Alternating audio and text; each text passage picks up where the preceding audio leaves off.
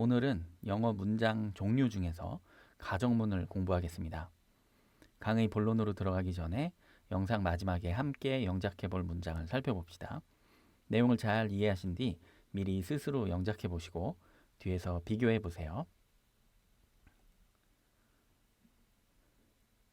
강의를 시작하기 전에 재미있는 퀴즈를 하나 내겠습니다.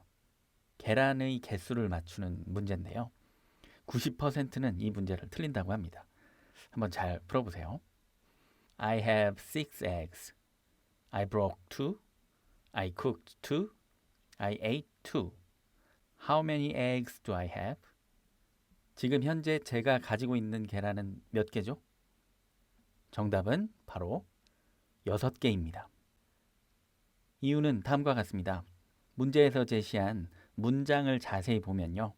시제가 난 계란을 6개 가지고 있다는 문장이 현재 시제고 나머지는 다 과거 시제죠. 우리가 지난 33강에서 배웠던 것처럼 영어의 과거 시제는요. 지나버린 일, 끝나버린 일, 현재 시간과 상관없는 일, 과거 시간에만 머물러 있는 일을 말할 때 씁니다. 타임라인에서 보면 과거 언제에 일어났고 끝나버린 일이라서 현재와는 이렇게 떨어져 있습니다. 현재의 상황과 상관이 없고 과거 시간에만 존재하는 거죠. 그러니까 여기 문장에서 과거 시제 문장은 현재의 상황과 어떻게든 상관이 없으니 결국 지금 내가 가진 계란은 현재 시제를 가지고 말하는 I have 6 eggs 인 거죠. 자, 방금 전에 봤던 슬라이드를 다시 볼게요. 이 단순 과거 시제는 어떻게 만들죠? 문장의 동사를 과거형으로 만들면 됩니다. 즉, 과거형 동사가 들어간 내용은 현재와 떨어져 있는 걸 뜻합니다. 시간적으로요. 그런데 과거형 동사는 시간적으로 현재와 떨어져 있다는 것뿐만 아니라 사실적으로도 현재와 떨어져 있다는 느낌도 가지고 있습니다. 어떻게 보면 당연한 건데 이미 지난 옛날 일은 현실, 즉 현재의 사실과 좀 동떨어진 느낌이라는 거죠. 그래서 종합하면 영어에서 과거형 동사의 본질적 뉘앙스는 뭐다? 시간적으로, 사실적으로 현재와 떨어져 있다는 겁니다. 잘 알아둡시다. 참고로 여기서 현재와 떨어져 있지 않다면 그게 바로 현재 완료죠. 자, 시간적으로 현재와 떨어져 있는 예를 들어보면 난 계란을 2개 먹었다. I ate 2 eggs. 이렇게 과거형 동사를 쓰고요. 사실적으로 현재와 떨어져 있는 예는 난 말 한 마리를 먹을 수 있다. 실제로 말 한 마리를 다 먹을 수 있는 사람은 없죠. 물리적으로 말이 인간보다 크니까요. 이런 문장이 현실에서 사실적이지 않은 문장입니다. 그래서 이런 문장에도 I could eat a horse 이렇게 과거형 동사를 쓰는 겁니다. 오늘 배우는 내용이 바로 이런 문장입니다. 현실에서 사실일 수 없는 내용을 가정하여 말하는 문장, 가정문입니다. 가정문에서 과거형 동사를 쓴다는 규칙을 가정법이라고도 하고요. 자, 비슷한 또 다른 예문을 만들어 볼게요. 난 뱀 한 마리도 먹을 수 있다. 이 문장도 사실일 수 없는 내용인가요? 약간 애매합니다. 왜냐하면 베어 그릴스 같은 사람은 진짜로 뱀을 먹을 수 있거든요. 베어 그릴스에게 이 문장은 I can eat a snake입니다. 현실에서 사실이죠. 반면 나는 뱀 쳐다보는 것도 못하는데 뱀을 먹는다는 건 나에겐 절대 있을 수 없는 일이야. 이런 분들에게 이 문장은 I could eat a snake. 비현실적인 상상 속에서나 먹을 수 있다. 이렇게 말할 수 있는 가정문일 겁니다. 가정문을 쓸 것인가의 그 여부는 언제나 객관적이진 않고요. 주어나 상황에 따라 달라질 수 있다는 것도 잘 알아둡시다. 오늘 86강에서는 가정문 현재에 대해서 다루고요. 다음 87강에서는 가정문 과거를 공부합니다. 그런데 여기서 참고로 말씀을 드리면 통상적인 문법 체계는 이 둘과 모양이 비슷한 가정법 현재, 가정법 과거라는 문법 용어가 있거든요. 의미가 가정법 현재에는 문장의 동사 형태가 현재형인 가정법 이런 뜻이고요. 가정법 과거는 문장의 동사 형태가 과거형인 가정법을 말하는데요. 이게 좀 헷갈립니다. 왜냐하면 가령 가정법 과거를 사용한 문장에는 사실 과거의 이야기가 아니라 현재의 이야기가 들어있거든요. 그래서 저는 이 복잡한 문법 용어를 쓰지 않고 직관적으로 가정문 현재를 소위 현재 시제 가정문으로, 예를 들면 해가 서쪽에서 뜬다면, 그리고 가정문 과거를 과거 시제 가정문으로 볼게요. 예를 들면 한국 전쟁이 일어나지 않았다면, 이렇게요. 간단하죠? 그리고 하나 생각해 볼게. 자, 이렇게 과거 시제 가정문, 현재 시제 가정문이 있다면 미래 시제 가정문은 없을까요? 미래의 가정은 따로 취급하지는 않습니다. 지난 72강 미래 시제 강의에서 설명한 것처럼 미래는 원래가 예측하고 추측할 수밖에 없는 영역이기 때문에 거기서 더 따로 가정을 하거나 하지는 않습니다. 뭐 가정이나 예측이나 비슷한 개념이기도 하고요. 미래 시제 문장은 가정인지 사실인지 판단할 수도 없으니까 예측으로 일관한다고 생각하시면 되겠습니다. 자, 그럼 가정문 현재의 예문을 만들어 봅시다. 해가 서쪽에서 뜬다면 내 차를 줄게. 자, 일단 이 문장이 복문인 게 보이시나요? 해가 서쪽에서 뜬다는 단문과 내가 내 차를 너에게 줄게 라는 단문이 합쳐진 복문이죠. 여기서 해가 서쪽에서 뜬다는 문장은 명백한 가정문이죠. 현실에서 해는 동쪽에서 뜨는 게 사실이니까요. 자, 오늘 예문에서는 이렇게 가정문을 파란색 박스에 넣어둘게요. 영어로는 The sun rose in the west. 이렇게 가정문은 과거형 동사를 씁니다. 이 단문 앞에 종속 접속사 if를 붙입니다. 뭐뭐 한다면의 이 if가 가정문과 아주 잘 어울리죠. 종속절이 끝나고 주절이 시작되기 전에는 반드시 콤마가 필요하고요. 그리고 내 차를 줄게 하고 장담하는 느낌의 이 문장은 해가 서쪽에서 떠야만 일어나는 일이니까 역시 실제로는 일어날 수 없는 내용이죠. 가정문이라고 볼 수 있겠습니다. 꼭 그렇게 하겠다. 이런 화자의 확신과 의지를 보여주는 우리 68강에서 배운 조동사 will를 과거형으로 바꿔서 I would give you my car. 내가 공부를 열심히 한다면 난 서울대에 갈 수도 있어. 역시 복문의 형태입니다. 그런데 이 문장 가정문인가요? 정말 열심히 노력해서 서울대에 가는 일이 현실에서 일어나잖아요. 저는 이 문장을 가정문으로 말하지 않을 겁니다. 그런데 다른 누군가에게는 이 문장이 가정문일 수도 있다는 거죠. 가령 이미 마음속에서 나는 공부를 열심히 안 할 거고 서울대에 안 갈 거야 라고 단정 지은 사람이 있다면 이 문장은 가정문이 되는 거죠. 가정문이라는 거는 주어나 상황에 따라 달라질 수 있다고 했죠. 여기서는 가정문으로 영작을 해봅시다. 내가 공부를 열심히 한다. I studied hard. 여기에 if와 콤마를 붙여서 종속절을 완성하고 주절 난 서울대에 갈 수도 있어. 역시 앞의 가정문이 실현돼야만 일어나는 일이니까 일어나지 않을 일입니다. 가정문으로 I could go to Seoul National University. 지구가 평평하다고 가정해 봅시다. 일단 가정해 봅시다. 이건 가정문이 아니죠. 실제 그렇게 해보자는 거니까 일반 문장으로 Let's assume 이 뒤에 지구가 평평하다라는 문장인데 이건 가정문이죠. 현실에서 지구는 평평하지 않은 게 사실이니까요. 이 문장을 목적어 명사로 바꿔야 되니까 84강에서 배운 문장 명사 형태로 That the earth was flat. 이때 that은 생략 가능하고요. 그리고 신기하게도 가정문에서 비동사 was는 were로 바꿀 수도 있습니다. 잘 알아둡시다. 형이 있다면 좋을 텐데 형이 없는 사람이 이렇게 말했다고 칩시다.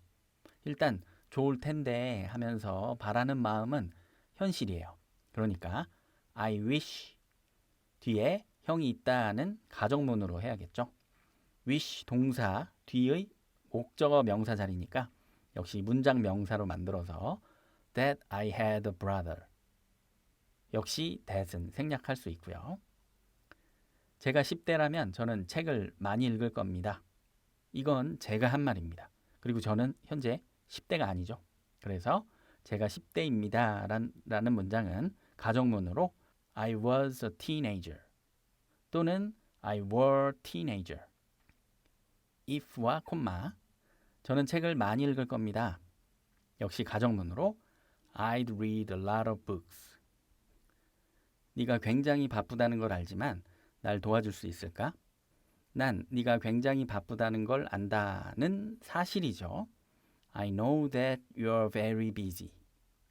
But 그리고 날 도와줄 수 있을까? 라는 문장은 가정문으로 말해봅시다. Could you help me? 그러면 현실에서 일어날 수 없는 문장이 되죠. 실제로 상대가 너무 바쁘기 때문에 도와줄 수 없다는 걸 알지만 가정으로 그냥 한번 물어보는 느낌이에요. 그러면 부탁받은 사람 입장에서는 안 도와줘도 저 사람이 이해할 테니까 마음의 부담이 크게 줄어들겠죠. 이런 배경이 숨어 있기 때문에 could you가 can you보다 예의 바른 표현이 되는 겁니다. 71강에서도 비슷하게 설명을 했었죠. 난 뱀은 절대 안 먹을 거야. 이 문장은 가정문이 아닌 것 같습니다. 하지만 내가 너라면 이라는 배경이 숨어 있다면 가정문일 수 있죠. 가령 상대방이 뱀 고기로 만든 요리를 오늘 저녁에 먹으러 간다고 말을 했어요. 나한테. 그 말을 들은 내가 나는 뱀을 너무 싫어하니까 나라면 절대 안 먹을 거야. 뭐 이런 식으로 반응하는 문장이죠. 현실은 내가 상대방이 아니기 때문에 내가 뱀 요리를 먹는 게 아니기 때문에 가정문인 거죠. I wouldn't eat a snake. 오늘이 어제라면 좋겠다. 좋겠다 하고 바라는 마음은 사실입니다. 현실이죠. I wish. 오늘이 어제다는 문장은 당연히 가정문이죠. 명사로 바꿔서 that today was yesterday 또는 today were yesterday. 자, 이렇게 가정문 현재 예문을 다양하게 만들어 보았습니다. 이 파란색 박스 안의 문장이 모두 현재 시제이고 현재 사실에 대한 가정을 이야기하고 있다는 것을 잘 이해하시면 되겠습니다. 자, 그리고 의미상 가정문은 if 종속절을 가진 복문이랑 굉장히 잘 어울리고요. I wish로 시작하는 문장과도 아주 잘 어울린다는 것도 알고 계시면 되겠습니다. 그런데 그렇다고 가정문을 if나 wish가 만든다고 생각하시면 안 됩니다. 가정문을 만드는 건 과거형 동사예요. 자, 마지막으로 동사 wish의 주요 패턴을 조금 더 설명하겠습니다. 동사 wish로 주어, 동사, 목적어, 네모 동그라미 네모 구조의 문장을 만들 수 있습니다. 목적어는 보시는 것처럼 문장 명사인 that 가정문이 거의 대부분 사용됩니다. 여기서 that은 주로 생략이 돼서 마치 wish 가정문 형태처럼 되는데요. 이 문형은 비현실적인 바람을 표현합니다.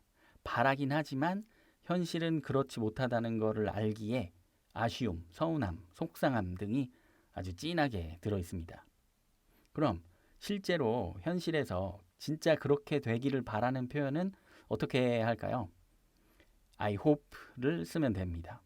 I hope you can pass the exam 이라고 하면 실제로 꼭 합격하길 바란다는 의미입니다.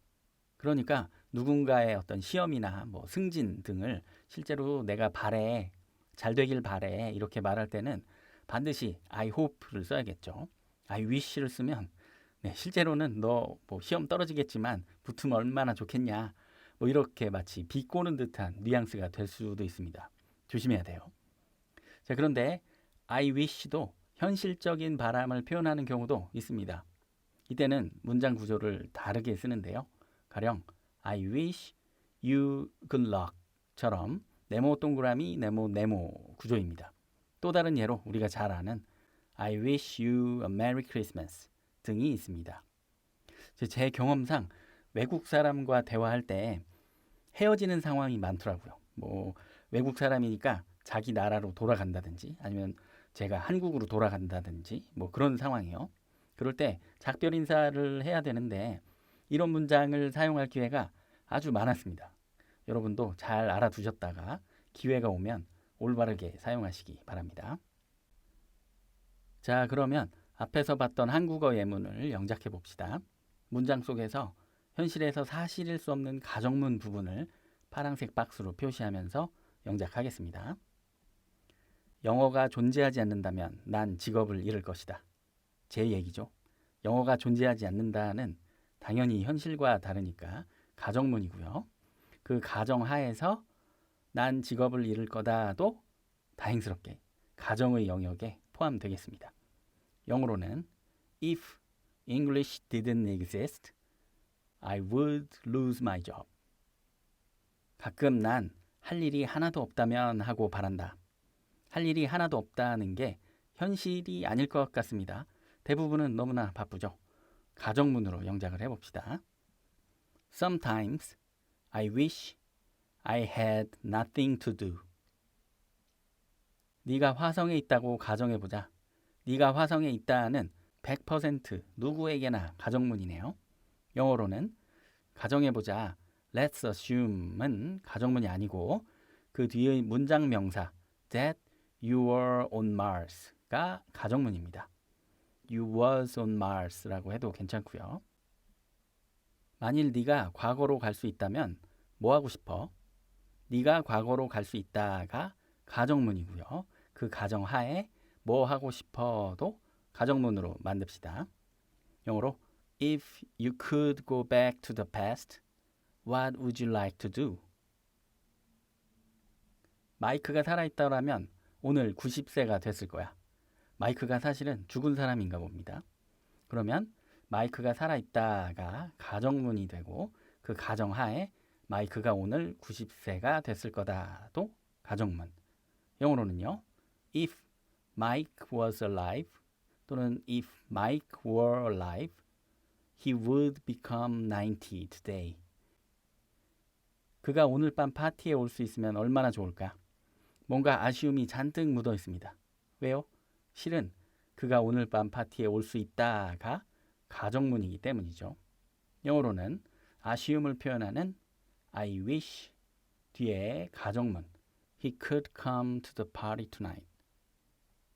만일 신용카드를 잃어버린다면 어떻게 해야 하죠? 이 문장은 가정문이 없는 것 같은데요. 누구나 현실에서 신용카드를 잃어버릴 수 있잖아요. 네, 이 문장은 그냥 일반 문장으로 말해도 좋습니다. What should I do if I lose my credit card? 반면 난 절대 안 잊어버릴 거야. 그런 일은 내게 실제 일어나지 않아. 라는 마음을 먹은 상태에서 한번 상상이나 해보자 하고 내가 신용카드를 잃어버린다를 가정문으로 표현할 수도 있겠습니다. 그리고 그런 가정하에는 내가 어떻게 해야 하나요? 도 가정문이 되겠죠. 어떻게 해야 하죠를 먼저 영작하면 What should I do? 만일 신용카드를 잃어버린다면 If I lost my credit card. 그리고 추가로 여기에서 What should I do if 부분을 짧게 줄여서 What if라고도 할 수 있습니다.